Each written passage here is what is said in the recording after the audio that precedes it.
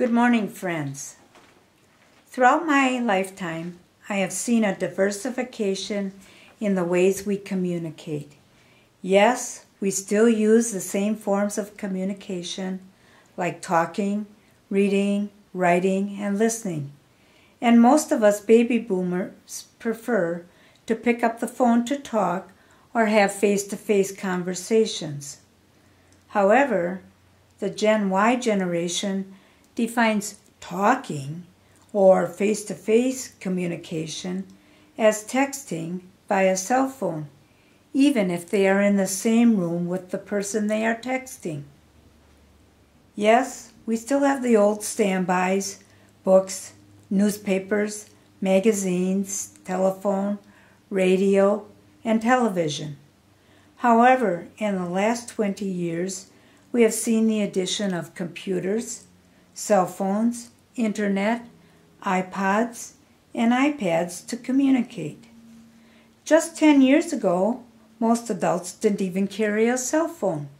Now our preteen grandchildren carry cell phones and will send a text message before dialing a phone number and actually having a conversation. Can you remember when Mom stood at the back doorway, called our names, and we knew it was time to go home? At playtime, we walked down the block to where our friends lived and asked them to come out to play. The telephone was never used to call friends. My parents had a 4-party line, so telephone usage was limited. Our phone was only for emergencies, making appointments, and my mom talking with Grandma once a week. As one of 6 children, each of us heard plenty of verbal communication from my parents, like, "Wash your hands," "Go outside and play," "Don't talk with food in your mouth," and "Use your manners."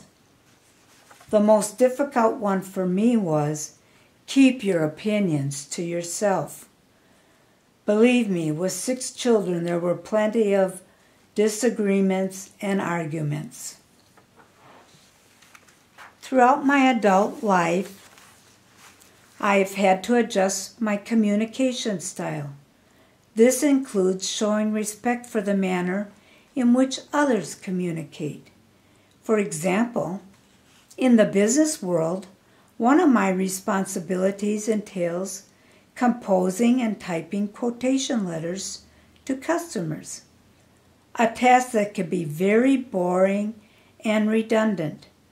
However, my attitude changed dramatically when our company purchased its first computer. I discovered quotation letters no longer have to be written and typed again and again because of several functions called copy, paste, and of course, save. Letters are now done in a matter of minutes rather than hours. Over the years, communication with customers has evolved from mail to faxes and emails. We change with the times and continually update so the business will continue to flourish. Respecting the needs of our customers and vendors is vital for growth and financial success. This is also true of our Moose programs. Many of my grandchildren use Facebook, email, and texting with cell phones as their means of communication. The first time my oldest granddaughter tried to IM, that's instant message me, I called her cell phone and said I read her IM, but was not able to respond because I didn't know how. She taught me the basics so we can IM back and forth. However, I have yet to figure out what keys to use for making hearts and smiles. And although she is attending college 3 hours from my home, Facebook has provided us the opportunity of communicating with ease and at no cost to her. call all of this electronic communication social networking. But what is social about it? You could really just sit in your home and become BFFs with, or best friends forever with, people you don't even know. Sounds boring and pretty scary to me, as you never get to see the expressions on their face or the sparkle in their eyes. Networking? Sure. Social? No. The younger generations have lost the art of true communication from friend to friend and developing those friendships for a lifetime. As I stated earlier, when I wanted to play with one of my friends, I walked down the street to knock on the door to find out if they wanted to play.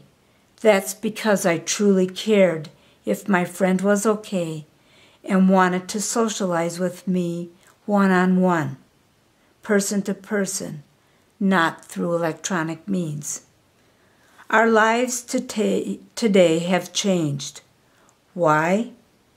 Could it be because we don't have that personal interaction with people and they have just become a voice on the other end of the electronic device? Do our seniors feel lost and lonely because they don't want to take the time to learn or are afraid to learn social networking and lack communication from very busy family members? The Women of the Moose provide an opportunity for members to gather at least twice per month for fun, fellowship, camaraderie, and socialization. Why not make the best of this opportunity to truly communicate with your members and show them your love and compassion? This is how you can enrich the lives of others and become the very best BFFs. Open your mind to change and learn how to use electronic communication. The computer and internet are the future and will open doors without you ever having to leave home. With endless information at your fingertips, don't forget the personal interaction is the best way to make lasting friendships. Remember, a friend is someone who knows the song in your heart and can sing it back to you when you have forgotten the words. I respect each of you in appreciation for your time, effort, and commitment to the Moose Fraternity and the Women of the Moose. This year, serving as Dean of Academy of Friendship has been a humbling experience, as well as an honor and a privilege. To many of my BFFs, my thanks to the international executives for your trust and confidence. You will always have my love, support, and respect. To the international boards, Grand Consul, and Grand Regent and past Grand Regent, the friendships we have made through personal one-on-one contact and face-to-face interaction will be treasured forever. To all of my friends in Wisconsin and my chapter West Bend, there are no words to convey my appreciation for your support, love, and inspiration. You were there when asked, and I respect each of you. God bless Mooseheart and Moosehaven, and may the Lord bless and keep each of you in the palm of his hand till we meet again.